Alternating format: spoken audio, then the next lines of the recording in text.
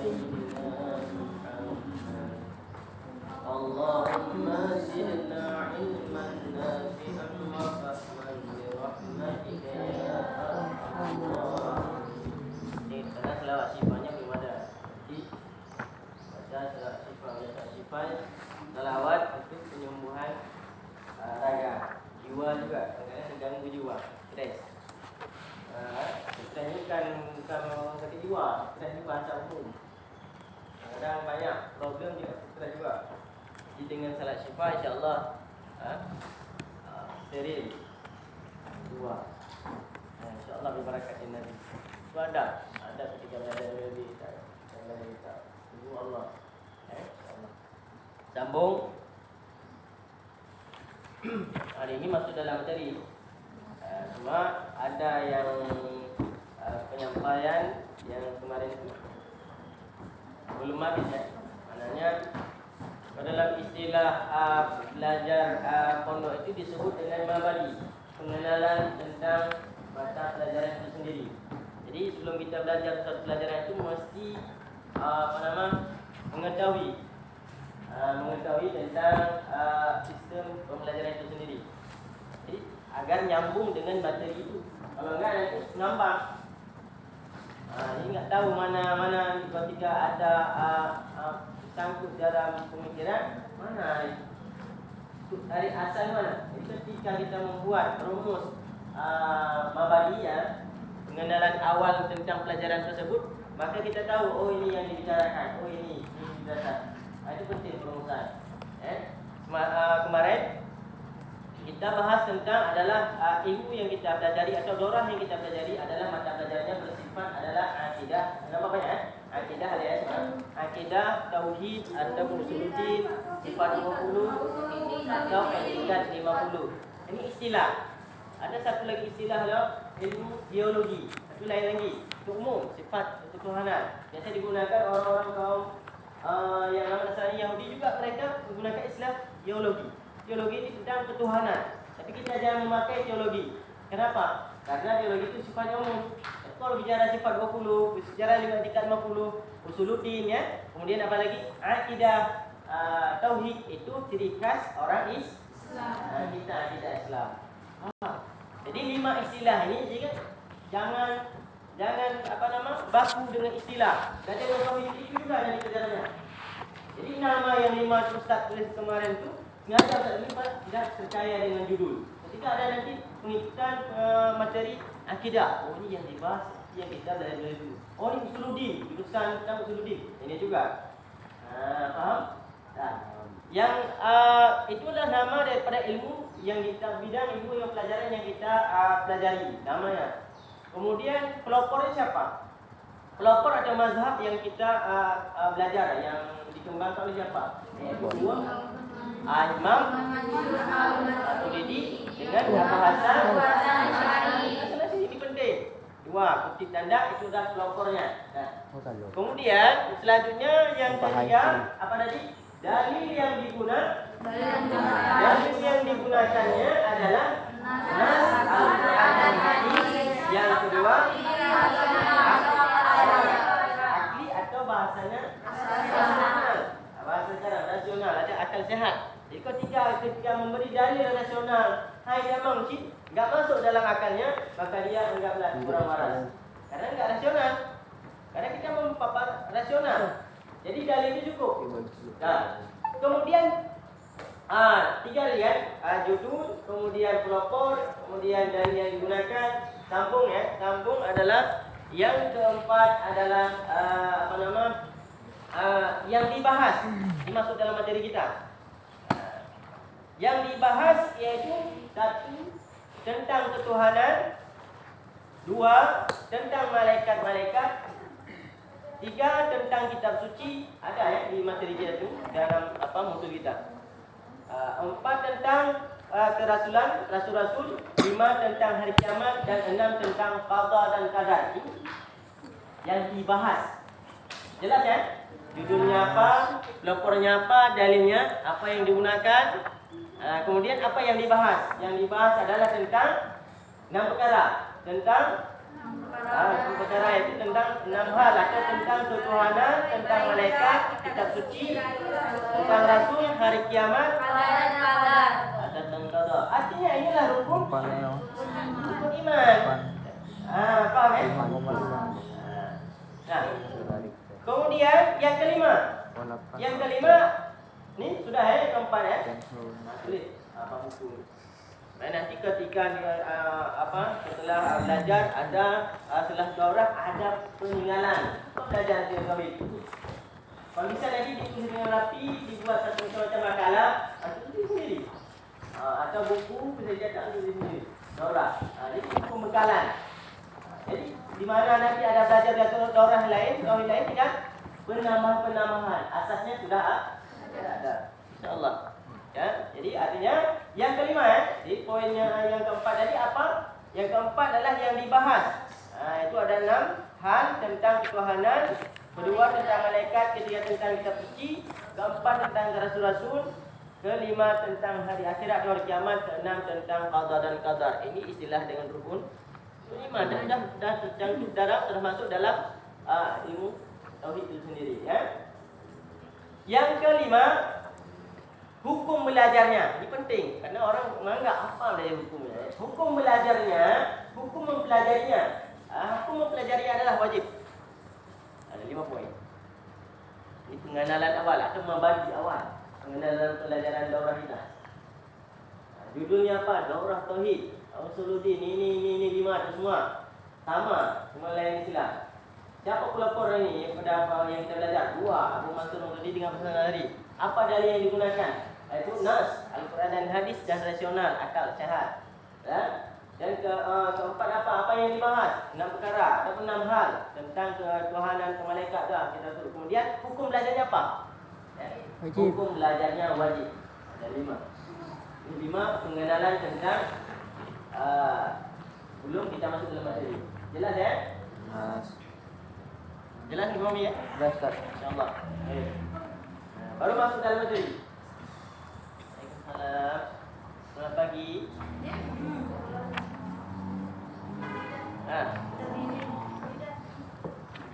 Kan? Kalau sudah mengerti paham dalam membagi ada pengenalan pembelajaran tersebut adalah sekarang kita masuk dalam materi. Ada nyambung dalam materi. Ada yang belum dapat modulnya? Yang baru sampai itu Belum dapat. Ada juga ada. Pesawat baru landai baru naik juga.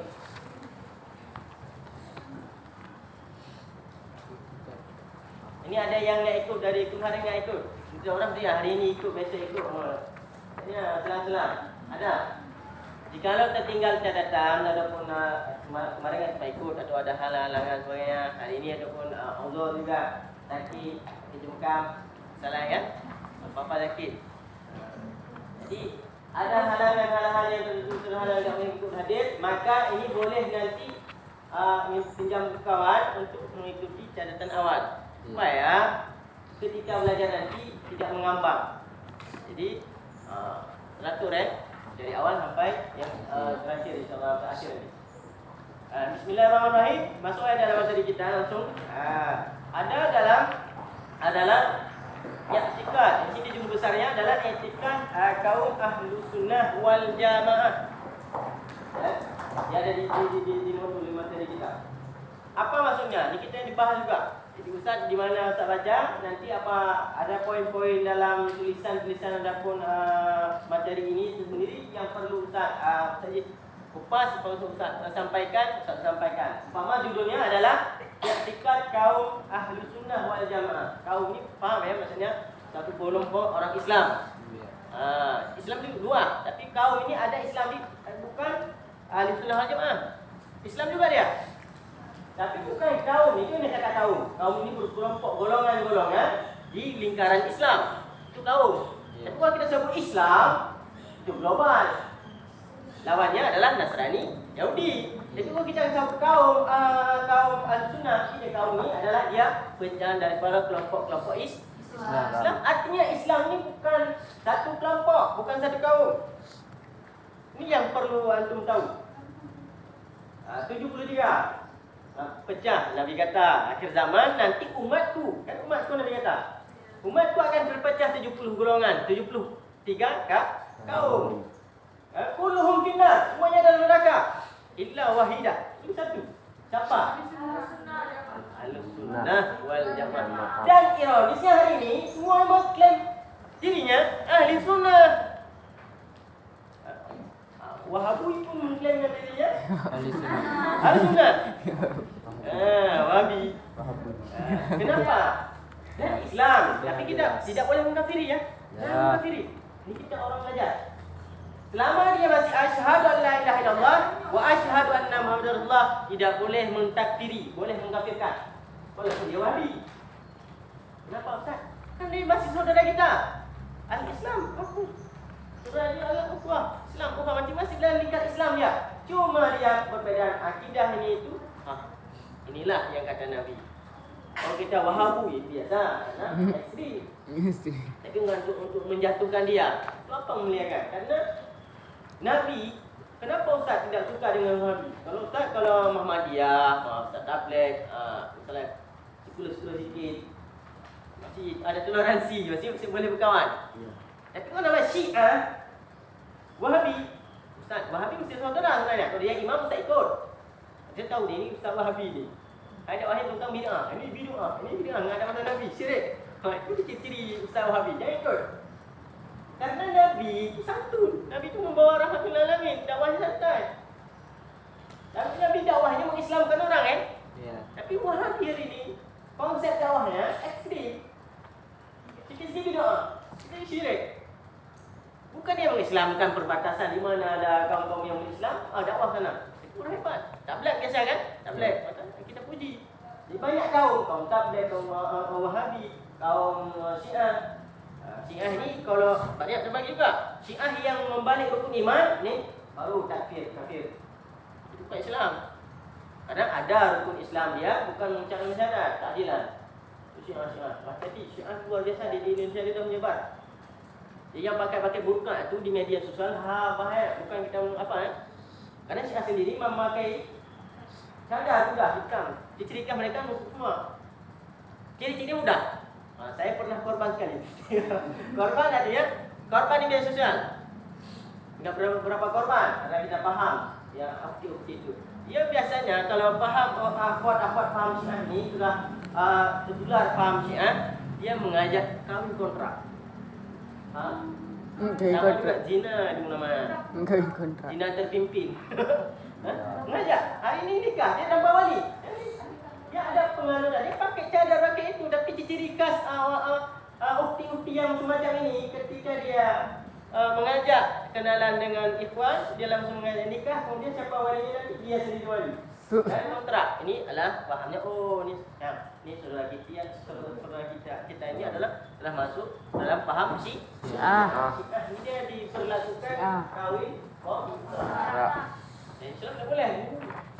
Ini ciri-ciri ya, ciri-ciri. Ini kaum juga. Ini kupasan daripada kaum tadi. Apa makna kaum tadi? Tidak kaum, ini kaum. Nah, sekarang kita kaum juga Islam. Wahabi Islam, Tabligh Islam, Ahmadi Islam, NU Islam, kita Islam. Kemudian banyak kelompok-kelompok ini kaum-kaum. Termasuk Syiah juga bagian Islam. Syiah ini dibagi-bagi. Itu pada dasarnya kaum, prinsip kaum ya. Jadi saudara Islam. Jadi dalam bergaul ini penting. Ta'aruf penting. Bukan sekedar siapa nama? Nama saya Dukacu. Nama? Dukadi. Ini siapa nama? Khadijah. Panggilan Keti. Biasa sekarang. Siapa nama? Fatimah. Panggilannya apa? Fat. Biasa. Nama-nama singkat. Biasalah. Itulah saya. Yang mengapa dalam bergaul ini penting menanyakan tentang pribadi, tentang profil dia ni. Supaya batas-batas dalam pergaulan tidak tercampur aduk. Antum Maliki silahkan. Penting. Dulu kalau Ustaz mana-mana pergi ke misalnya ke luar provinsi, setiap pengenalan Ustaz tidak perlu ditanyakan lagi. Tapi Ustaz dalam bahasa saya Syafi'i.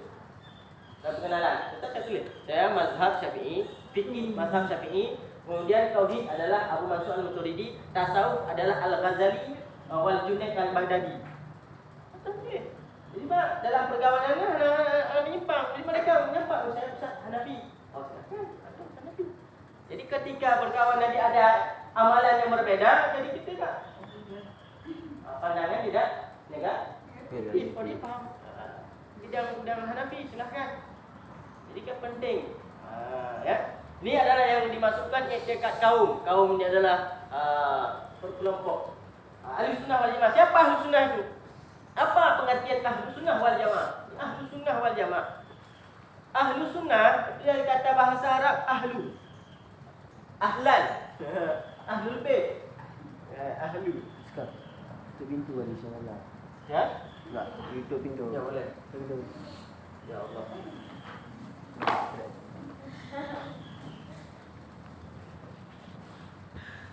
Ahlu. Tutup jendela. Ahlu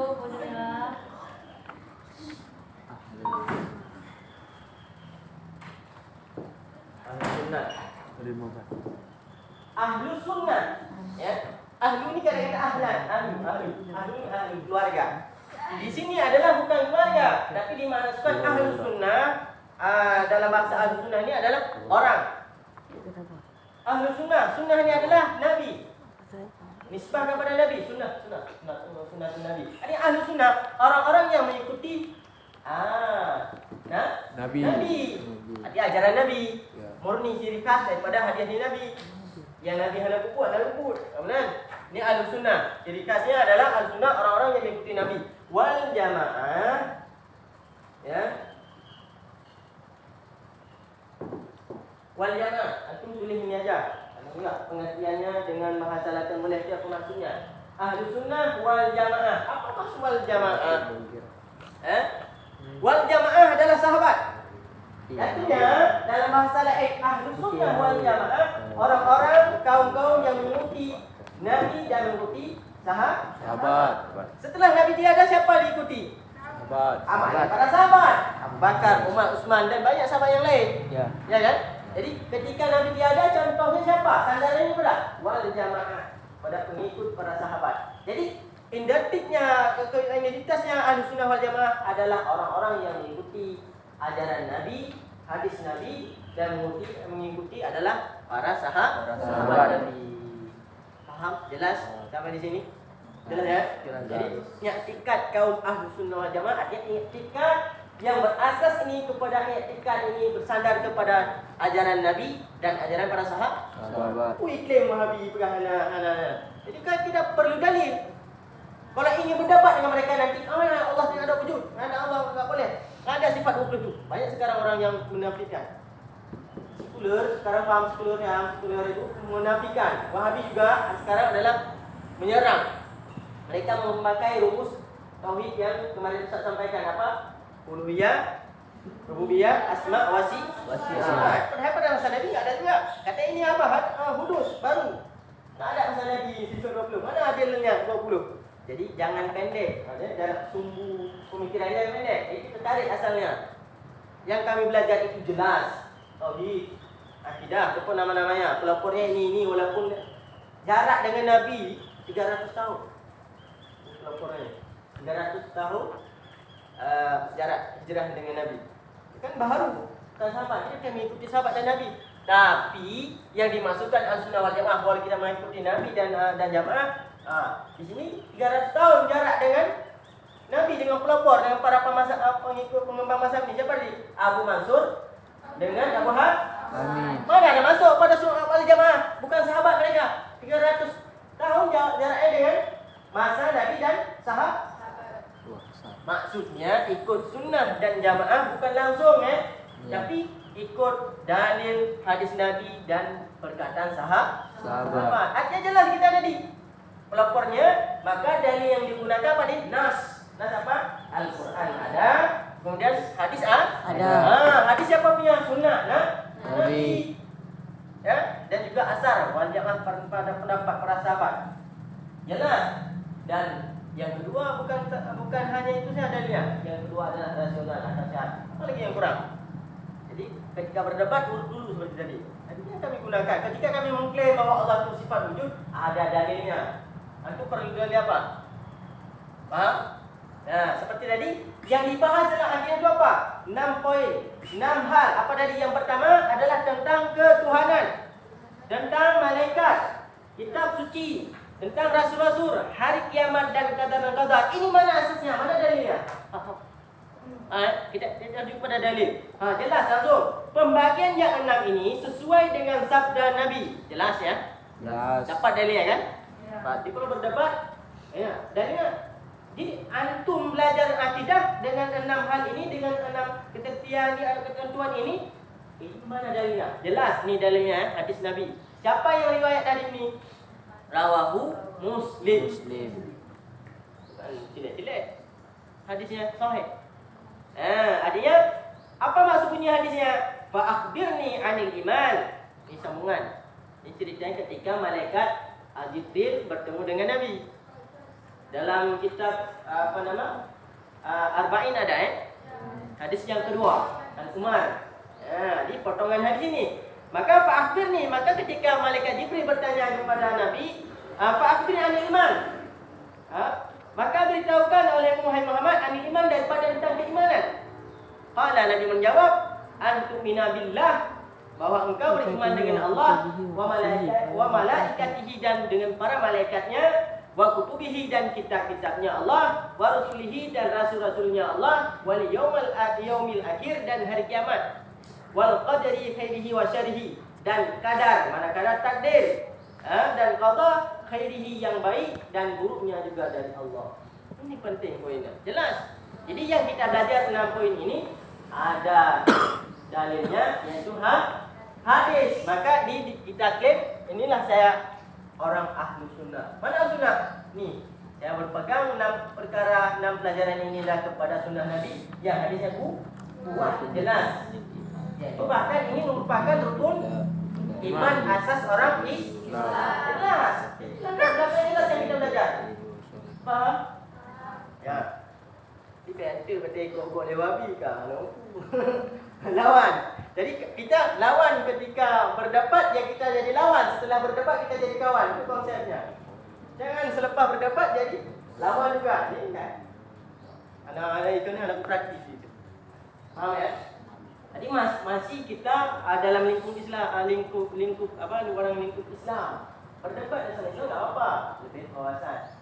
Faham nampak kan kau Wahabiyah. Wahabiyah ini wanita yang mengikut Wahabiyah kan? Ini yang agak Wahabi ke? Yang ini Wahabiyah kan? Nanti ini kan lain dipaham. Kan Wahabiyah ya faham. Kita sekarang kita coba bertukar pikiran. Ini yang saya faham, ini akidah saya yang belajari. Kita aturkan, ini nama akidahnya, ini pelopornya, ini dalil yang digunakan, ini poin-poinnya, ini dalilnya hadis. Kami adalah kaum Ahlussunnah wal Jamaah. Jelas. Kita mengklaim Ahlussunnah wal Jamaah, jelas. Kita mengikuti hadis. Faham? Karena pola kan, Ahlussunnah hadis. Bukan. Jelas, ini hadis ya. Kemudian maka satu tentang ketuhanan tadi. Nanti cukup podium kan? Setengah jam ya, tak perlu lebih lanjut. Nanti Ustaz ada buka sesi. Satu baca dulu ini. Satu tentang ketuhanan. Ada tadi 6 kan?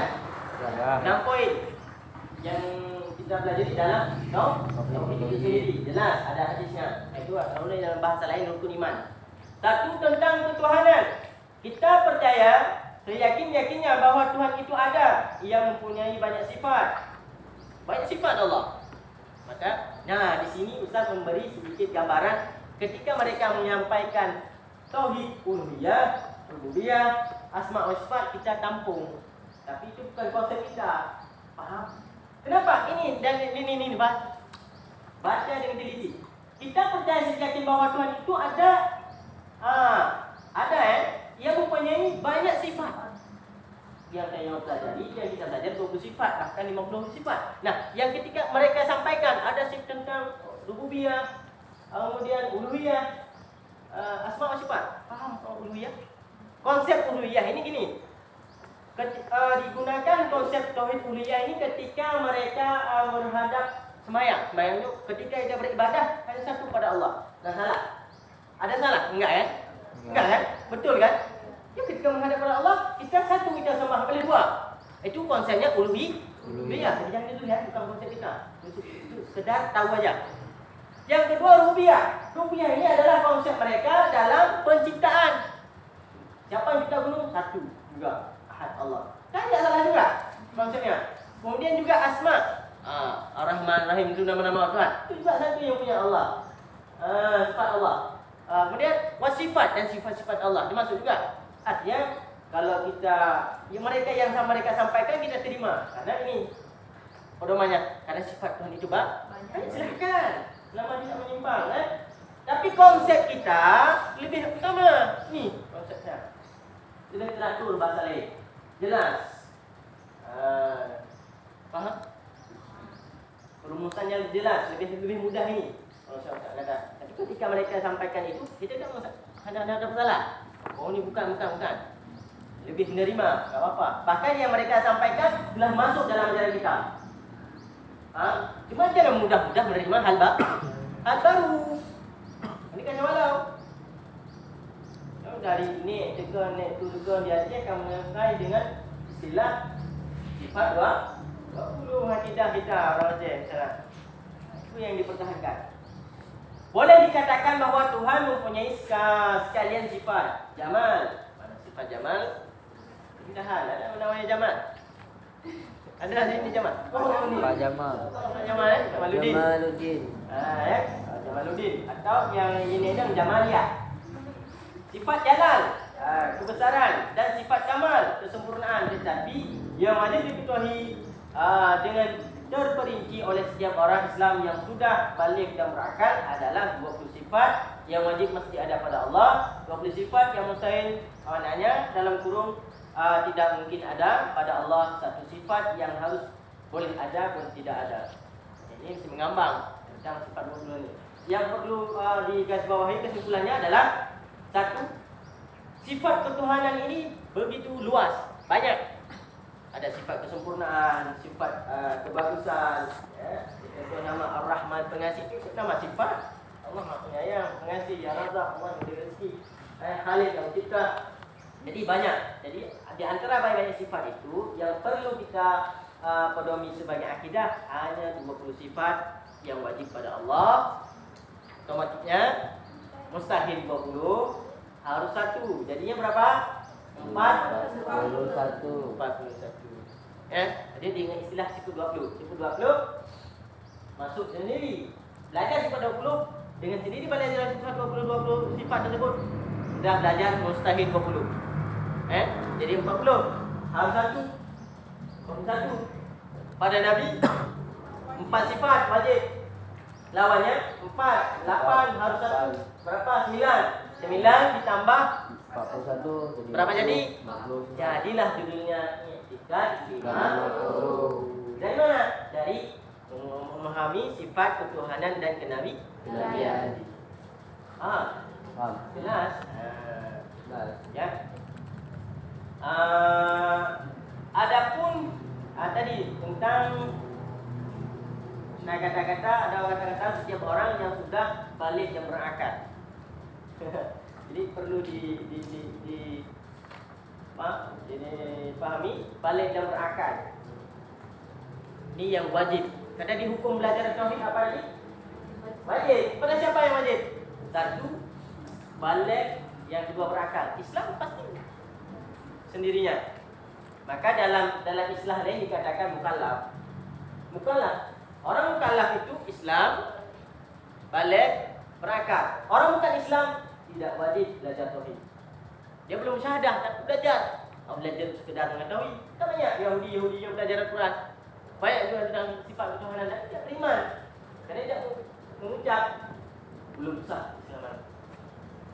Tidak wajib. Orang yang non-Islam, orang kafir, mereka semua tidak wajib. Tidak wajib belajar tauhid, tidak wajib solat, tidak wajib puasa. Oh, enak kali ya. Oh, jangan dulu enak kan? Artinya tidak wajib. Ketika tidak ada wajib ada dosa. Enggak, tidak dosa. Yahudi, Nasrani, ada dalam bahasa lain non-Muslim itu adalah di mereka tidak wajib solat, tidak wajib puasa, tidak wajib faham belajar etika 50. Ketika tidak wajib, ada takluk, ada ketentuan dosa? Tidak, bahasanya tidak wajib. Tidak dosa. Dan bagaimana Ustaz? Enak kali jadi kafir. Bukan enak di dunia, tapi dia dikencangkan dalam Quran. Apa dikencangkan dalam Quran? Mereka telah dijanjikan neraka. Innallaha la yukhliful mi'ad. Allah tidak pernah menentangi janji. Janji Allah para orang kafir yang belum syahadat, mereka mengkakrak neraka. Sudah dijanjikan awal, sudah dicapkan neraka. Maka tidak dilakukan kewajiban. Hanya berbicara wajib tidak wajib. Ketika tidak wajib tidak dosa. Dia tidak dosa, mau masuk neraka juga karena Allah janjikan. Mereka orang-orang bukan Islam, tempatnya nanti orang-orang kafir di neraka. Tidak berbicara lagi wajib tidak wajib. Mereka tidak wajib.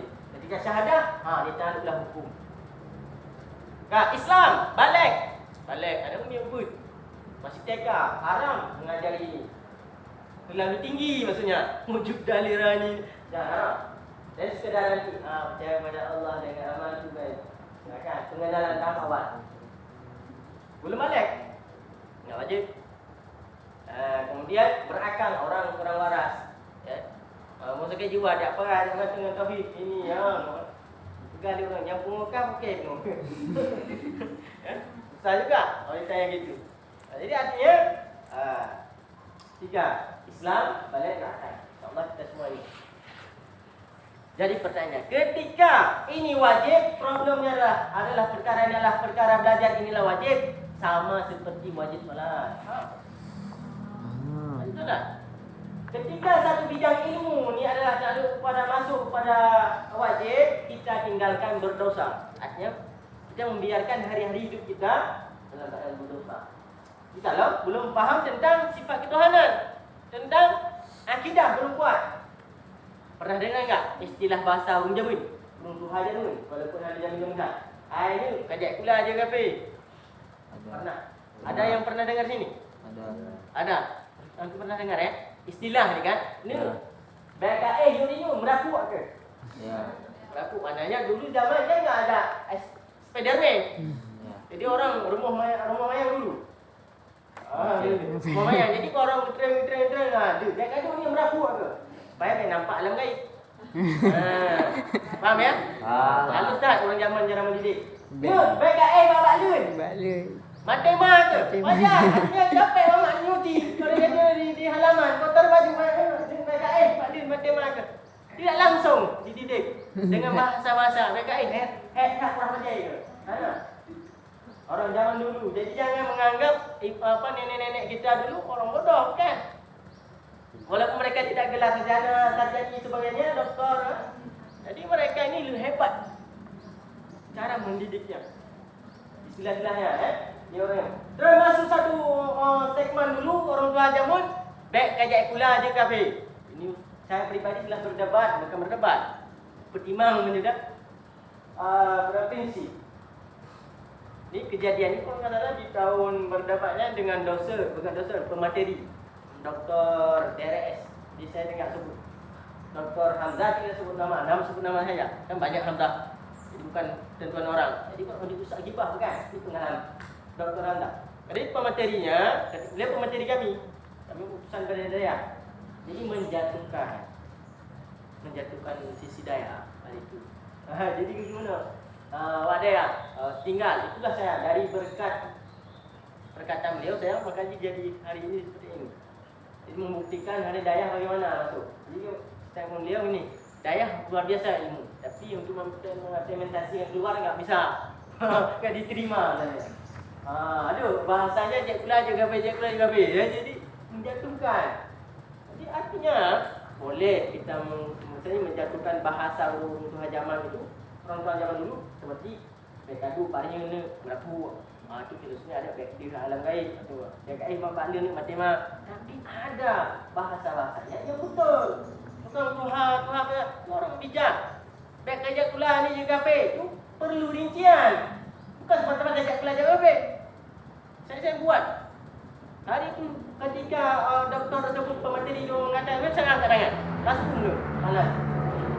Saya bukan ingin bertanya, tapi saya ingin menginformasikan dengan perkataan tabayun. Saya ingin mentabayunkan tentang pernyataan doktor. Seperti pernyataan doktor lupa. Saya jelaskan dengan nasional.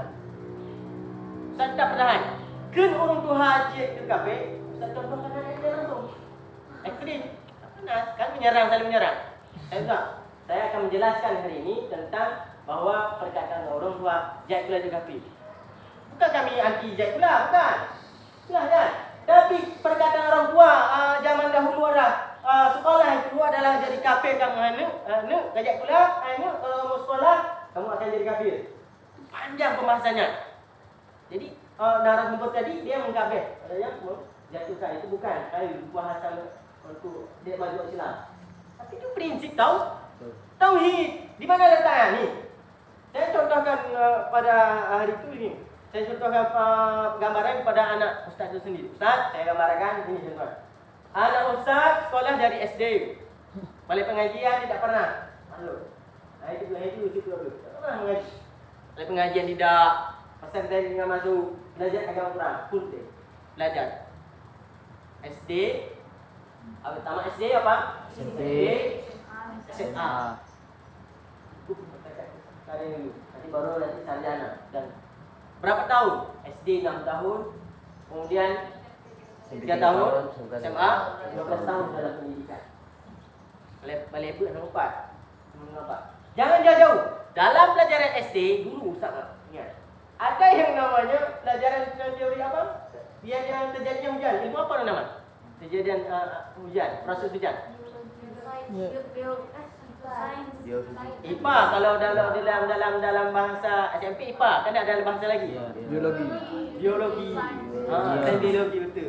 Kamu jadi bukan IPA SMP lu ingat tadi IPA juga. Masih ada buku tulis IPA, IPA. Jadi dalam ini saya contohkan Ustaz, anak Ustaz sekolah SD, kemudian SMP, SMA. Kemudian tambah mengenal balai-balai pengajian, tidak mengajar tentang ketauhidan. Lalu mereka adalah belajar sekolah semata-mata. Kemudian apa yang diadopsi mereka, apa yang dipaham mereka tentang salah satu pelajaran IPA yang prosesnya terjadi hujan. Menurut dalam ilmu IPA yang saya pelajari, terjadinya proses hujan apa? Air yang di bumi ini, baik di laut dan di mana di lembah-lembah, dia diserap oleh terhadap pancaran matahari. Logisnya? Iya. Dan siapa pelopornya? Ternyata pelopornya penumpang ini adalah orang-orang non Islam. Kan wajar mereka memakai hijab. Contohnya kepada Priuk ketika ni blanket. Jadi ketika di sana diserap oleh awan, ketika hujan terjadilah dua benturan antara awan positif dan negatif dari hujan. Betul? Betul lah. Anak ustaz itu yang diadopsi. Ketika kita tanya, bagaimana terjadi hujan? Terjadi begini, terjadi prosesnya sendiri. Jatuh hujannya dengan sendiri. Kemana malaikat Mikail tugasnya? Pensiun ustaz lah. Di sinilah letaknya binasa, rusaknya iman. Ketika tidak ada akidah. Bukan tidak boleh belajar tentang itu, tentang apa serat ini boleh. Tapi kita yakin, ketika anak ustaz tidak belajar akidah, ini jadi masalah. Maka terjawablah yang dikatakan orang tua dulu. Kamu sekolah saja, lampai ilmu bekal akidah, kamu akan jadi kafir. Apa? Karena pelajaran yang kamu belajar itu berasal pada non-Islam. Mereka bukan orang Islam. Belajar, kalau kita tanya pada anak-anak orang Islam, bagaimana proses jadi hujan? Terjadi sendiri. Ketika kita mengatakan hujan ini rekerau, di sini murtad. Hilang pekerjaan Allah, hilang tugas malaikat. Jelas ya? Jelas. Jadi tema orang tua dulu apa? Ini jadi belajar kafir maksudnya jika engkau sekolah semata-mata, engkau akan sekolah tiada dengan belajar agama, akidah dengan mata, maka jadi kafir. Jelas ya? Jelas. Ini yang perlu kita ketika berhadapan. Langsung Dr. Rijo lagi bagaimana? Yes. Bukan godang hijab takabur, dia takabur. Orang takabur itu sombong, lawan dengan sombong. Saya bukan memandang tidak menghormat dia doktor, tapi saya mempertahankan adalah dengan prinsip-prinsip kita. Walaupun kita anak daya. Setelah itu saya minta nomor saya. Ada hikmahnya. Jadi saudara, saya banyak belajar. Dari beliau lah saya belajar hari ini. Dia berkat beliau ni. Dia ustaz, dia digagas saya untuk kuliah. Berapa kali saya masuk kuliah. Beliau menggagaskan. Jadi dosen-dosen masuk dari pertama saya ke PT Arun. PT Arun seorang belajar PT Arun. Masuk sana apa tu LC. Yang mengajar-mengajar situ. LC lulusan Cairo kan. Kemudian MA. Saya enggak tahu MA apa dulu, enggak tahu tu master dia. SPDI. Kalau saya baca insinyur doktor ya. Waktu nama di list. Terus nama saya Mujibur Rahman. Ujungnya ada Al-Usmani. Saya cepat tangkapnya. Ketika saya diinterview dalam ruangan, Ustaz, apa nama? Semua. Mungkin nama saya Mujibur Rahman tak? Saya buat Mujibur Rahman Al-Usmani. Ditulis mereka Al-Usmani. Dapat nama saya. Belum juga ada. Mereka LC dia Al-Usmani. Hebatnya Al-Usmani. Ternyata ada yang terkecoh. Guru-guru tidak memandang saya. Wah, ini bukan lulusan ini. Pak Daya kau. Saya dulu lulusan akidah di PT Arun. Tentang akidah. Jadi ketika belajar masuk ke situ niat kita nampak bodoh. Memang bodoh sangat.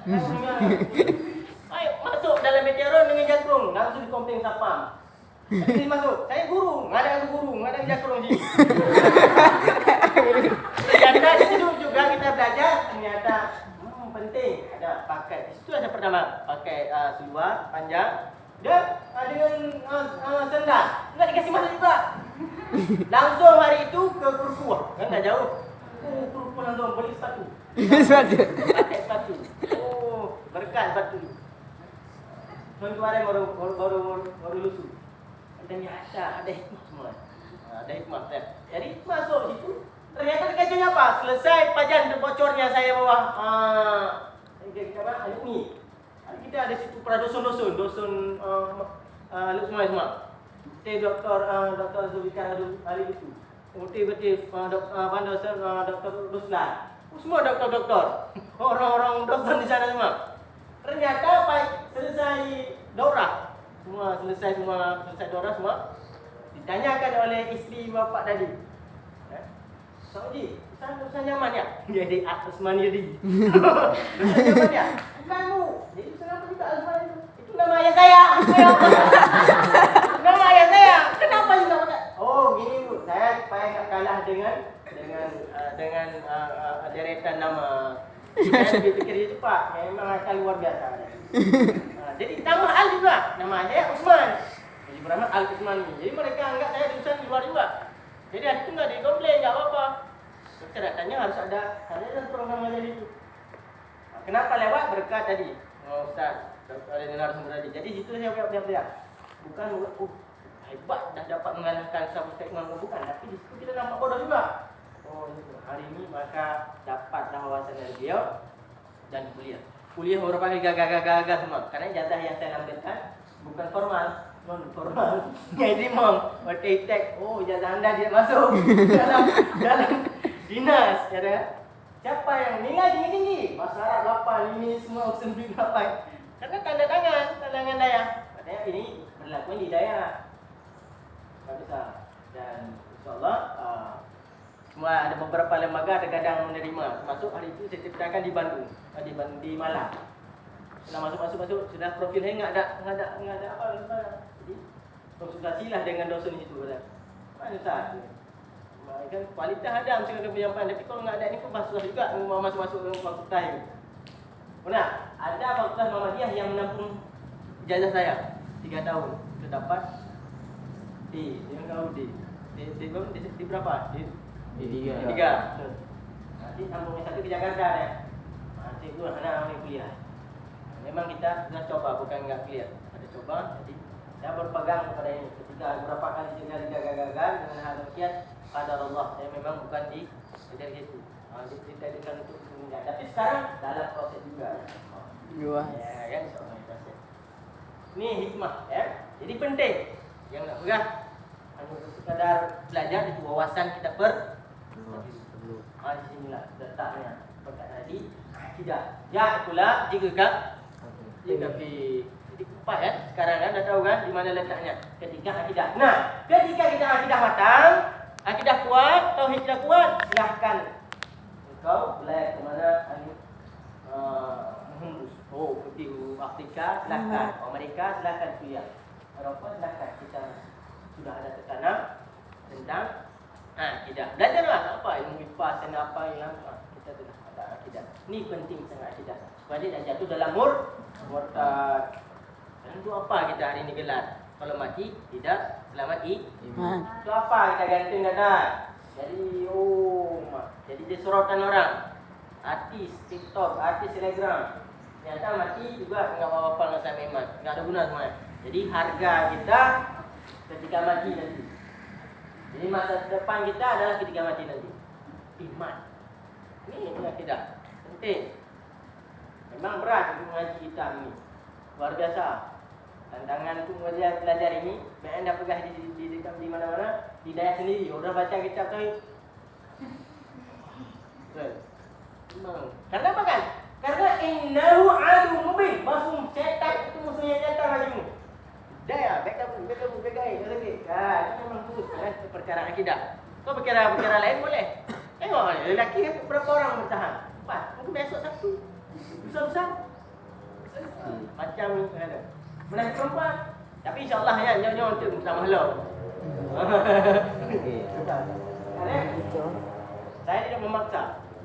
Tugas seorang pengajar itu yang menyampaikan materi. Ya. Dengan sebaik mungkin. Tugas yang menerima percaya tidak percaya itu bukan adalah fadilah adapun para mahasiswa yang belajar sendiri. Artinya kita hanya berdakwah, sedangkan yang memberi hidayah bukan kita. Nabi sendiri tidak bisa memberi hidayah kepada pamannya. Siapa paman yang paling dicintai? Abu Talib. meninggal dalam pangkuannya tanpa mengucap.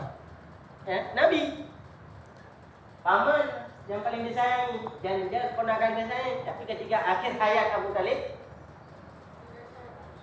dalam pangkuan Nabi, ketika Nabi kata, "Ya ami, qul la ilaha illallah," wahai pamanku katakan la ilaha illallah. Biasa. Enggak betul ayat innaka la tahdi man ahbabta. Ayat. Wahai Muhammad, innaka engkau itu tidak mampu memberi hidayah kepada orang yang kau cintai. Hanya sekadar menyebar. Begitu juga dalam mengajar ini memaksa. Yang memaksa orang untuk hal-hal hidayah. Kita juga menyampaikan hidayah itu Allah yang memberikan. Itu juga pembelajaran tauhid. Ya.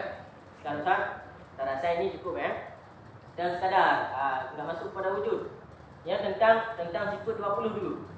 Jadi tentang tadi ada saya jelaskan tentang Ahlussunnah wal Jamaah, kemudian tentang sifat ketuhanan ya. Kemudian berakal, akil. Sifat 20 yang wajib. Ni wajib ni bukan wajib dosa. Wajib rasional. Dipakai rasional ya, akal. Bagaimana ayat pada wajib pada akal untuk ada, mesti ada. Wajib pada akal mesti ada. Mustahil apa? Tidak ada. Kalau katakan contoh rasional. Contoh, ini apa? Handphone. Ketika ada wujud handphone sebagai dalil, saya katakan tidak ada yang menciptakan, tidak ada yang buat handphone ini. Masuk dalam akal rasional. Ya. Handphone ada, wujud handphone ada. Ya. Benda ini ada, tapi benda ini saya katakan tidak ada yang membuat benda ini. Apa maksudnya? Mustahil. Apa yang masuk wajibnya? Wajib ada, wajib ada yang menciptakan. Itulah nama adalah wajib pada Allah 20, bukan wajib dosa. Allah Taala menyatakan sifatnya dosa Allah, bukan. Bukan faham itu. Jadi ini dua ini wajib nanti akan Ustaz jelaskan. Bagaimana maksud wajib dengan wajib? Wajib untuk belajar ini hukumnya wajib kepada kita. Dosa jika tidak kita meninggal. Ya pernah pula dosa. Belum ini matang. Matang sekedar kita. Kata Abu Ya Mudawali, sekadar mana belajar tauhid ini? Sekadar segera sah iman kita. Ketika kita berhadapan dengan orang-orang ini, kita iman cukup. Kita belajar lain, kita tahu posisikan iman kita mana. Tak cukup. Anak tak perlu dalam sangat. Terlalu tinggi-tinggi nanti jadi salib buta. Ada orang kaji tauhid terlalu tinggi sangat. Udah ini Allah jadi dah pembahasannya dah tinggi. Semaya enggak ada. Itu salib buta namanya. Ada manusia banyak kali badatul wujud. Pernah dengar? Ada faham? Manusia banyak kali pengikutnya. Guru siapa? Kan jual cendol. Pengikutnya preman. Oh, faham luar biasa. Luar biasa. Haji, Dah yang duduk di pondok pesantren 10 tahun bangai dia dengar. Olah kata-kata. Sampai dikatakan dia dirinya Allah, apa dia murtad? Lain dah faham. Jangan kaji-kaji yang terlalu ni. Kita kaji ini konsepnya secara ilmiah. Ada dalil, ada bukti ini. Jadi maksud wajib 20 sifat ni adalah secara akal tadi. Dah harus satu sifat. Mana harus ini boleh ada, Boleh tidak? pada Allah Taala. Allah bersifat wajib. Dengan 20 sifat bukan wajib seperti kita. Orang ada sifat itu Allah dosa bukan. Tapi secara akal kita Allah mesti ada sifat itu.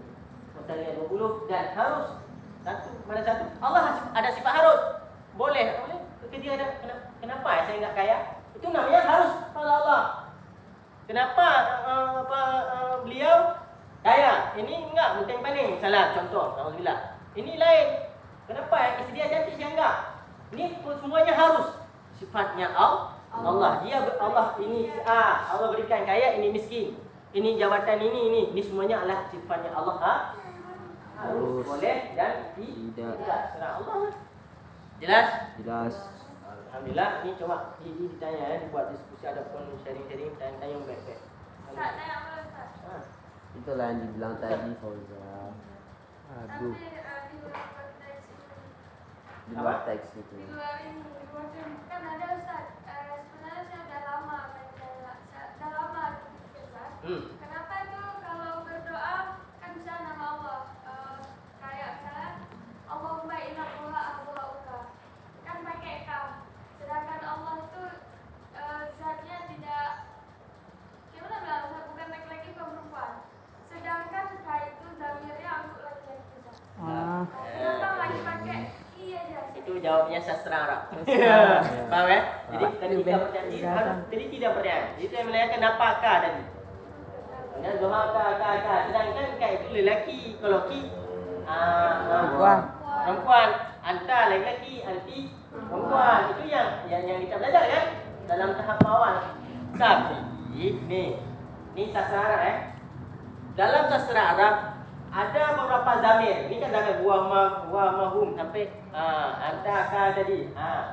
Ka ada itu dia termasuk ka tadi yang ditanya tadi. Ka kamu itu bukan lelaki saja. Ka itu pada adanya khitab dalam bahasa sastra Arab. Khitab itu adalah langsung berhadapan, ada lawan bicara. Ya Allah adalah mana berhadapan. Jadi ini konteks dulu.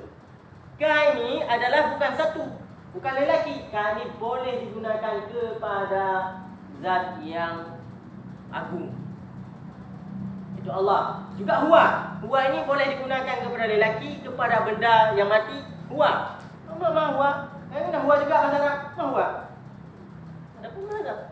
Huwa adalah itu kepada benda. Ada huwa ini dipakai kepada benda, ada huwa ini kepada lelaki, ada huwa ini kepada Allah. Kul huwa. Huwa ini apa? Dianya kepada Allah. Jadi bukan satu. Jadi penempatannya masing-masing. Sama persis ka tadi. Ka tadi yang kita faham adalah lelaki. Tapi bukan berarti di sini ketika kitab innaka wasungguh engkau ya Allah, ka ini lelaki, Allah lelaki bukan. Faham? Filosofi ini menunjukkan ka ini lebih agung daripada ki. Faham? Ki diwatakkan dikhususkan sastra Arabnya kepada apa? Perempuan. Dalam teori antara lelaki perempuan siapa yang lebih tinggi? Lelaki. Maka di kitab innaka wasungguh bukan Allah lelaki, tapi posisinya kalau memilih antara ki Allah tidak. Ka lebih tinggi. Dan ka yang digunakan pada Allah lebih tinggi daripada lelaki tadi. Faham? Enggak Ustaz, maksud saya bukan bilang Allah itu. Betul. Enggak, maksudnya maksud saya kenapa dipakai kan? Dan tadi udah. Saya jawab kan? Ini jabaran supaya ini jangan abstrak. Gambar ini lelaki.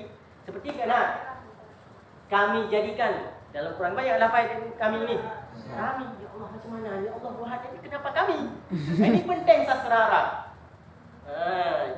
Dan yang ini penting kan? Karena yang Al-Quran sendiri apa? Bahasa Arab. Penting bahasa Arab. Bahasa internasional dunia akhirat apa? Bahasa Arab. Ini bahasa Arab. Dalam solat apa berlaku? Bahasa Arab. Karena Allah Maha Besar. Ingat tak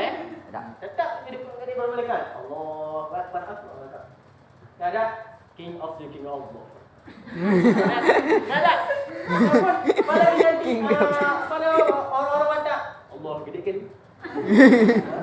Kan ada. Orang Jawa Gusti Allah pajenengan. Oh enggak ada. Jadi mesti masalah. Paham? Paham. Tak boleh bahasa lain. Ini pentingnya bahasa Arab. Jelas tadi ya pertanyaan tadi? Jelas. Seperti Al-Quran tadi, nahnu. Banyak kali dalam Quran nahnu. Sedangkan Allah satu. Nahnu yang dimasukkan itu, biasanya nahnu, bahasa Arab itu ada dua pengertian nahnu. Nahnu yang pertama kami. Satu yang kami, nahnu, nahnu nazhab ila suq ya. Bahasa Arab, Sa'adin, Abnas Sa'adin. Mujahidin kami, seorang. Dia ada berapa orang kelompok. Ketua Mujahidin, Mujahidin. Ada 5 orang. Nahnu digunakan. Kami mau pergi ke pasar besar boleh. Di kami yang digunakan itulah jamak. Tapi kalau nahnu dalam Al-Quran bukan kami. Kami ciptakan lagi. Itu bersifatnya adalah mu'adzim, mengagungkan diri. Seperti protokol orang yang kami muliakan. Itu bukan kami. Bukan kami, dia seorang. Dia mengagungkan dan acara tersebut dengan membawa lafaz kami. Jadi kami ini ada bahasa, ada istilah sasarannya pada jamak, dua kumpulan, ada mengagungkan diri. Jadi nahnu yang dipakai kami dalam Quran itu adalah mengagungkan diri Allah. Jelas ya? Jelas. Ada lain? Ini masa bertanya. Masa bertanya. Sengaja. Oh, itu kan lebih. Dapat hari ini bertanya aja dulu. Nah, timannya ringkas. Nanti kalau kita ini tak buat. Baik, kita yang soal. Fas'alu. Tanyalah. Tentang ini dulu. Tentang menyangkut teori kita materi kita, kemudian tentang akidah. Atau yang selama ini mungkin ada apa gini. Kan? Ada kalau pesan saya jawab, saya jawab. Enggak. Misalnya kan kita kayak saya dulu pernah sekolah di Muhammadiyah juga. Muhammadiyah. Pernah juga dulu pas SD kan diajari asuh jamaah. Jadi kalau kita berdampingan itu bisa nggak Ustaz? Jadi agak udah di posisi di tengah sekarang. Saya udah masuk ke Muhammadiyah iya, masuk ke asuh jamaah iya. Ini Muhammadiyah harus sunnah juga. Ini kalau dia pertanyaan beliau ni tentang sunnah wal jamaah tentang Muhammadiyah, ini saya buat prinsip Muhammadiyah ya. Saya bukan Muhammadiyah. Di sini ada dua organisasi ini jawaban beliau. Di Indonesia ini ada dua organisasi yang terbesar dan berpengaruh dan nggak bisa negara pun nggak boleh mengalahkan organisasi ini. Satu NU, dua Muhammadiyah. Nah, perjalanan tabrakan NU Muhammadiyah ini adalah tokoh pelopor. Kan selalu kita harus kenal dulu tokohnya. Bahaya ni. Ada masalah Kaizan Muhammad Dahlan. Pelopor daripada Muhammadiyah. Kalau NU, Kiai Hashim Asy'ari. Nah, beliau ini berdua sepupu. Saudara dan satu guru. Paham? Paham. Jelas ya? Yes. Jadi selisih nanti. Ustaz, bagaimana saya Muhammadiyah? Setengah saya Muhammadiyah, setengah bukan memang neraka ya Allah macam mana? Jangan. Jelas ya? Jelas. Yang saya ini penting lah. Maka terima kasih kepada penanya. Kenapa? Banyak sekali hari ini. Kadang-kadang kawan nak orang di mana saya mana. Ada ini terjawab hari ini. Tidak ada perbedaan karena pendirinya saudara dan satu guru. Paham? Paham. Sama satu pesantren, satu guru, satu paham. Di mana selisihnya? Ya, ini perlu. 6. Ketika ulang masing-masing daripada dua adalah pelopor masing-masing dari Kiai Muhammad Dahlan dan Kiai Hashim Asy'ari. Kiai Hashim Asy'ari NU mendirikan organisasinya. Metode dakwah beliau, penyebaran beliau adalah kepada pengkaderan. Maka istilahkan di Jawa itu pesantren kan? Ada NU banyak kan di pesantren semua, hampir. Dan Muhammadiyah dia lebih kepada dakwah langsung. Faham? Prakteknya, bukan teori. Tapi kalau NU-nya teori, baca kita, baca, belajar teorinya kadang-kadang kurang. Tapi kalau Muhammadiyah dan Muhammad Dahlan, dia lebih kepada dakwah langsung, bilhah, bukan teori. Paham? Tahu ya, sisi dakwah beliau, gurunya sama, bahkan saudara di Muhammad Dahlan lebih kepada langsung. Maka Muhammadiyah kan itu dia langsung. Terjadilah Bahkan hari ini kacau balau bukan Muhammadiyah sendiri, bukan Muhammadiyah saja. NU sendiri sekarang berapa dah? Ketika satu organisasi itu terbesar, meluas, tidak bisa dibendung lagi. Kualitas asalnya itu kaedah dasar. Faham? Muhammadiyah itu sendiri juga demikian. Kemudian kalau kamu peluk ribu dan berapa cabang dah, berapa kabupaten dah, kuah dah. Negara tunduk pada organisasi itu. Dah, ketika hadir banyak orang, maka yang disalahkan bukan Muhammadiyahnya, disalahkan adalah individunya. Faham? Ketika ada tokoh Muhammadiyah, dia Muhammadiyah, tapi yang disampaikan ini tak menentang. Yang menentang di mana? Bukan Muhammadiyahnya asalnya, bukan akarnya, tapi dialah penyebab asalnya. Faham? Dia sendiri individu Muhammadiyah. Dan NU sekarang kan macam juga. Ada NU di situ juga. Ada NU juga sekarang Wahabi. NU Wahabi. Karena oknumnya Wahabi. Faham? Jelas ya? Maka di sini penanya tadi, Ustaz bagaimana saya? Jelas. Kalau saya katakan ada perbedaan. Yang ini harus ditanyakan. Ada enggak selama nanti belajar? Perbedaannya salah satu sebutkan. Yang apa? Itu hal biasa. Artinya hal biasa. Sekarang antara kunut enggak kunut. Biasa Muhammadiyah enggak kunut kan? Ya. Itu semua benar. Tak apa. Khilaf masalah fikih. Ini yang Ustaz dah bilang. Khilaf pada amaliyah itu biasa. Berkawan. Karena Ustaz sendiri kalau dia katakan Ustaz NU, bukan. Ustaz kalau ketika ke Jawa itu identik. Kalau bukan NU, Muhammadiyah. Tetap dua. Kami ketika ke Malang, ke Jawa, ke Jakarta, Jawa Tengah, Jawa Barat, ditanya, Ustaz, dia Ustaz NU, bukan? Muhammadiyah, bukan juga. Apa juga? Orang Aceh. Aceh. Dia ada ciri khas. Ya. Aceh mana ada hidup NU? Baru-baru ada orang Aceh ada. Ya. Paham? Artinya kita ada ciri khas sendiri. Orang Aceh. Bukan. Dah kelas. NU ya Muhammadiyah. Artinya kita tidak mau pecah belah. Selama bersaudara. Ada perbedaan. Dia kunut. Allahu Akbar. Allah Akbar. Kunut. Apa hukum kunut? Dah cari dasar fikihnya. Sunat. Jika enggak dibaca pun sah mayang. Sah walaupun makro. Sunat makan. Faham?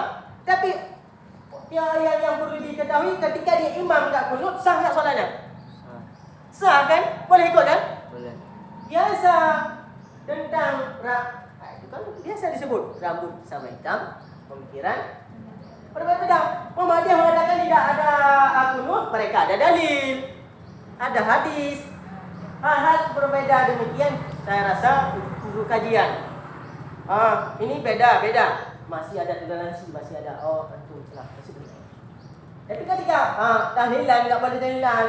Itu tahlilan sebenarnya Muhammadiyah sebagian ada tahlilan. Itu masuk Yusuf Wahabi. Kan ada oknum. Ya. Mungkin dalam Muhammadiyah itu sendiri sudah dikembangkan oleh Wahabi. Paham? Dulu Muhammadiyah setuju. Saya tahu setahu saya tahlilan boleh. Itu pahamnya dah lain. Enggak boleh tahlilan gini. Kalau saya untuk pribadi itu anti begini. Dulu saya belajar ini, lebih menyaman di mana? Berada. Contoh, enggak boleh Muhammadiyah enggak boleh tahlilan dengan tahlilan. Ketika masuk sini, ini boleh tahlilan, ini enggak. Gimana saya mengambil sikap saya ni? Kamu gitu kan? Yang pertanyaan itu gimana? Tiba luncur sikap tak? Tanyakan kaki nurani. Pertama kaji dulu kalau boleh. Kaji dulu tentang tahlilan. Ketika ada belum Ustaz, saya ada tahlilan boleh enggak? Tanya kepada khusus. Jadi ketika anda bimbang tentang hal itu, tanyakan kepada Ustaz tentang hal itu secara tuntas. Nanti hati yang tenang. Mak meninggal mak, merasa hal-hal itu pertanyaan. Cukup banyak kali harta disimpan, mati mak kita dah tanam macam bak pisang, sempau belakang. Tak ada, tahlilan. Kan? Logika saya enggak, itu enggak. Lebih kecondong pada amal kalau meninggal pada tahlilan orang tua saya. Ada dalil juga, ada hadis ini mengatakan sampai sudah amal ini. Paham? Kembali kepada asal.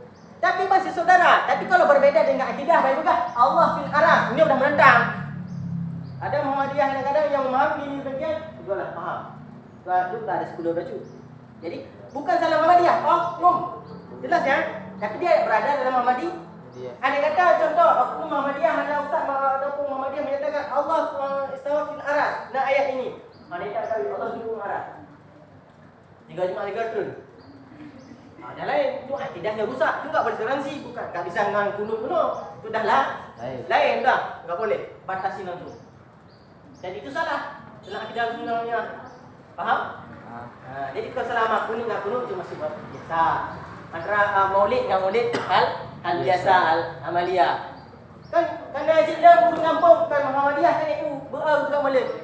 Nah sih kan? Kah nak salah sih? Jadi itu hal ya. Dan kadang-kadang orang kita hari ini ribut masalah kunut. Yang masalahnya bukan masalah kunut enggak kunut. Orang yang ada kunut betul. Orang yang ada kunut betul. Yang salahnya orang enggak pernah sebuah. Banyak dan wayang. Yang masalah kan lebih logis. Jadi debatnya itu apa debat kunut dengan kunut? Yang boleh berdebatkan orang yang bangun tidur bagaimana caranya? Salah kita. Paham? Jelas? Jelas. Alhamdulillah. Baik. Jangan apa? Dosa dosa kecil dosa syarif, membiarkan diri dalam kebodohan. Tapi dalam dirimu ini perkara membiar. Ini dosa, membiarkan diri dalam kebodohan. Sebab sudah ada masa dan waktu belajar. Baik, ya. Ini Ustaz. Ya. Misalkan kita saat itu lupa kunutnya itu mesti lakukan untuk sehari. Dalam undang-undang fiqh Imam Syafi'i, saya masih ni ya. Disunatkan sujud sahwi. Walaupun dari ini Imam Ahmadiyah. Dan ada kunut, saya ikut terus. Saya tak reka kunut juga. Kalau mungkin saya ikut. Nanti selepas Imam Ahmadiyah salam, disunatkan makmum yang berkunut tadi sujud sahwi juga. Faham? Karena yang nak baca imam kan kita, tapi disunatkan juga pada makmum untuk sujud sahwi. Apalagi kita yang memang lupa. Yang baik dengarlah kita sebut. Itu sujud sahwi mudah. Itu namanya talak main-main dengan syariat. Nanti marah Imam Syafi'i enggak mengaku marah nanti. Karena hari kiamat nanti bersaf-saf. Karena Al-Quran bilang saf-saf, kelompok-kelompok, ada pemimpin. Terima kasih. Yang celaka, yang berbahaya, dia mazhab Syafi'i bukan, Hambali bukan, dia masuk Quran hadis. Faedah tengok. Faedah. Takut. Karena bukan setara IQ kita yang boleh faham firman Allah dan hari kualitas tinggi bahasa hadis, bahasa apa? Bahasa Quran. Namun firman Allah. Jadi yang coba-coba, ustaz ni kan ada terjemah. Bodoh ke? Orang yang berpodom Al-Quran baca terjemah, bukan Al-Quran yang baca, tapi pemikiran penerjemah. Faham?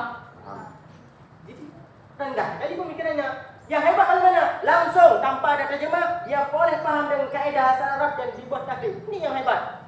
Kalau saya dulu pernah berdebat dengan juga pertanyaan.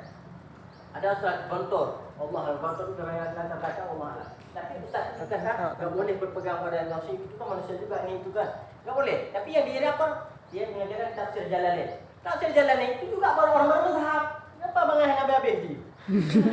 Kalau enggak boleh berpegang pada lain dia langsung kalau ada hadis langsung. Enggak boleh pakai terjemah. Ada Quran langsung itu terjemah. Itu baru cocok dengan kata-kata mari kita berpegang kepada Al-Quran dan hadis langsung. Sampai baru boleh ni enggak? Dia terjemah orang pakai. Sama dengan pemikiran orang lain juga pakai. Betul juga. Kenapa? Karena ketika belajar satu bidang ilmu, belajar ilmu. Orang ini antum ni ikut mazhab Syafi'i. Imam Syafi'i itu sendiri mana riwayatnya? Wah biasa. IQ maksudnya yang dirupakan. Imam Syafi'i ini IQ-nya lebih pada rata-rata. Beliau bukan menghafal, membaca dia. Payah tutup dia. Dia tutup dulu. Kalau enggak ini masuk. Luar biasa IQ-nya. Jadi bukan sama kita IQ terasi. Jadi mau sama ke Imam Syafi'i salah. Faham ya? Orang ini randah fikih tapi enggak apa-apa. Hari ini khusus bertanya, hari kedua. Hari pertama belajar besok. Nah lagi, kita mau menonton. Saya aja lagi. Ada apa-apa? Asalkan jangan tentang hubungan. Saya tak ada ilmu bagi itu. Ustaz, saya mau bertanya. Jadi bagaimana pendapat Ustaz? Kan ada sebagian sekarang itu ada yang nggak mengikuti mazhab, maksudnya nggak ada diikutinya mazhab yang ini. Tapi dia tahu, maksudnya dia ngikut misalnya kayak dari mazhab ini dia ambil dikit, mazhab ini dia ambil dikit. Tapi dia nggak ada mazhab. Itu namanya orang kuati. Mazhab kuati. Mazhab kuati itu nggak boleh. Di situ ada rumpun, ada ini, ada itu. Nggak boleh. Nanti kamu mau apa? Itu namanya bermain-main. Ketika susah ya ambil hukum Syafi'i. Ambil sini batu. Itu nggak boleh. Itu namanya maju dia. Ini udah prinsip hidup, nggak boleh. Dan semuanya itu dianggap Dia mustahil nggak boleh. maju. Dan fatal, itu semua fatal jawabannya, nggak boleh. Ustaz, saya mampu mengambil pada Al-Quran dan hadis langsung. Oke, kita SQ. Ada setara dengan Imam Malik, boleh? Cukup ilmu untuk memahami ayat-ayat. Baru cik bahasa Arab, na'am, dah ini terjemah, tak boleh. Faham kan?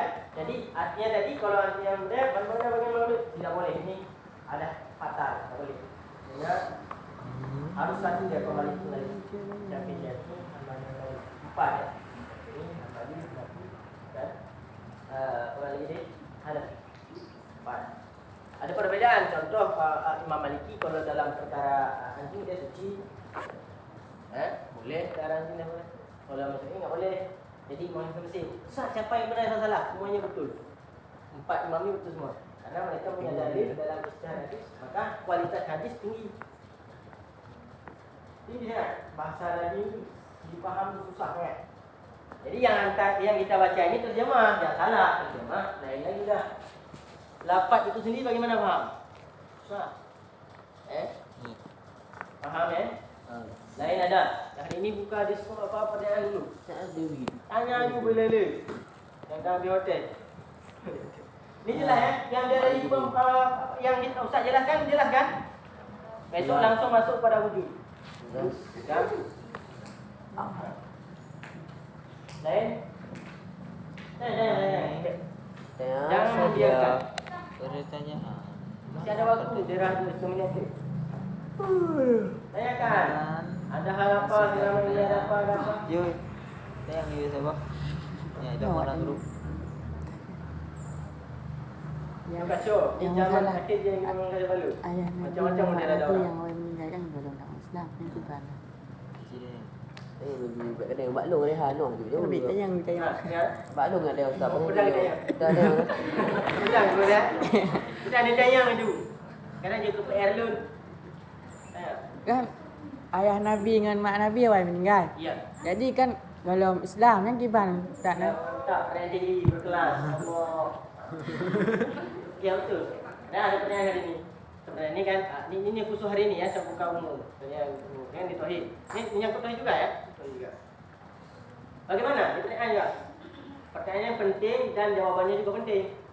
Supaya jangan salah. Ya kan betul. Ada hari ini orang yang menyatakan ini Wahabi. Ustaz katakan dulu. Ustaz Wahabi pengang nampak. Kau Wahabi. Nampak juga. Dia buat apa yang dibilang mak Nabi dalam mereka. Itu yang sebab tadi.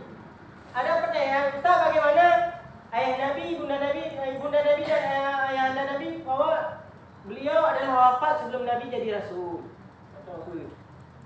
Bagaimana mereka? Satu, antara Nabi yang angkat jadi Rasul umur berapa dulu? 40 kan? Ya. 40 jadi Rasul. 40 jadi Rasul. Sebelum menjadi Rasul 25 ke atas Nabi. Itu diri sendiri dia ibadah. Ya. Belum ada syariat. Nah, di antara sebelum Nabi 40 tahun, umur Nabi sebelum jadi angkat jadi Rasul, maka masa itu namakan masa fitrah. Yang dikatakan Rasul ada pengikut umat. Paham ya? Rasul itu dia dan jabatan Rasul itu umur 40. Nah, Nabi jangan apa umur tahun dengan mak. Dah, di bawah 40, 39 ke bawah. Itu zamannya zaman fitrah. Faham zaman fitrah? Masa kekosongan utusan, belum ada Rasul. Mana ada Rasul? Aja ada Rasul, diangkat Nabi Muhammad jadi Rasul. Disebarkan ajaran 40, faham? Artinya belum berlakunya syariat Nabi Muhammad. Faham? Nah, kekosongan masa kerasulan dinamakan zaman fitrah. Fitrah itu suci. Tapi ada syariat. Syariatnya syariat Nabi dulu. Nabi awal dilek. Kalau enggak salah, malam adalah tahajud itu 2 rakaat wajib masa syariat awal dulu. Duha itu siangnya 2 rakaat. Jadi maka disunatkan tahajud itu syariat Nabi awal dilek wajib. Dan duha itu juga wajib. Artinya apa? Satu, jawabannya Masa ibu Nabi itu masa fitrah. Kenapa? Karena diangkat jadi rasul, logika kan? 40. Maka takluk semua hukum syariat yang berlaku Al-Quran semua ini itu Islamnya ketika Nabi jadi rasul. Faham ya? Rasul. Jadi rasul macam. Yang kedua ada hadis. Ada hadis. Dia dah percakapan. Ada hadis dari Aisyah, bahawa Nabi dalam kitab Kaiful Awam pada awal kalimah di dalam. Yang Ustaz Lembul dah hafal, bukan zakir ni.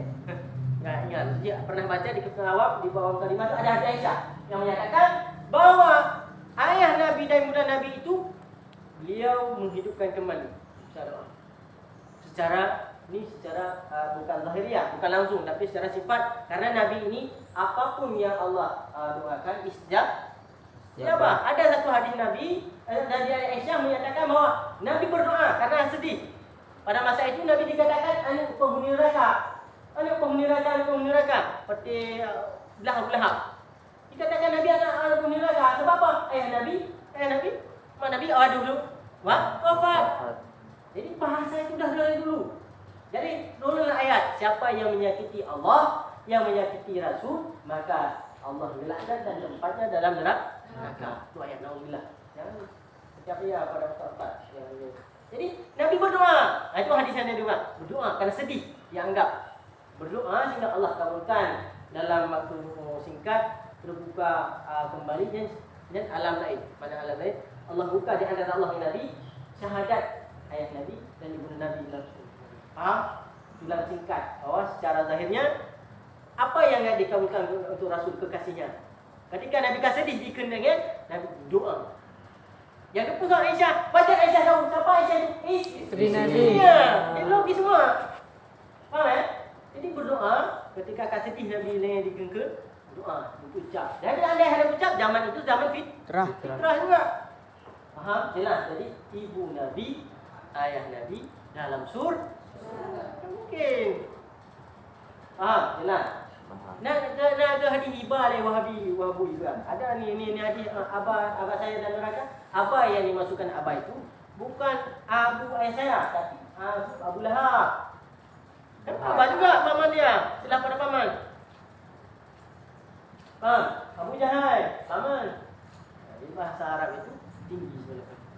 Saya rasa itu. Demikian jelas Allah alamnya. Bukan berarti kafir, tapi coba tanya dulu Ustaz Saleh tentang hal itu. Yang Ustaz tu kan. Harus meyakini tauhid mak Nabi, ayah Nabi, ibunda Nabi dan ayah Nabi dalam surga. Karena satu alasannya di zaman itu zaman fitrah, belum Nabi jadi angkat jadi rasul lagi, enggak selalu Islam lagi. Satu lebih sunnah. Yang kedua, ketika Nabi masa itu dikatakan orang pihak Abu Lahab musuh, dikatakan anak neraka, Nabi sedih dengan turun ayat. Laknat orang yang menyakiti hati Allah dan Rasul. Sehingga hadis Aisyah, Nabi berdoa dan mengislamkan ayah dan ibunda Nabi. Faham ya? Ada dalam kitab Kaiful Awam. Hadis Aisyah itu. Nanti kalau ada waktu Ustaz cari juga. Kalau ada kitab Awam boleh bawa nanti. Besok ada perlu rinci. Ustaz cari. Ada yang berdebat kadang. Ada Wahabi yang bertanya. Kalau orang mengatakan sama doa ayah Nabi neraka, dia memang malu. Apa? Kah yang neraka? Maya kah bukan neraka? Salah. Sakit hati ya. Supaya ibunda Nabi dikatakan demikian. Allah SWT. Habis ya? Jelas?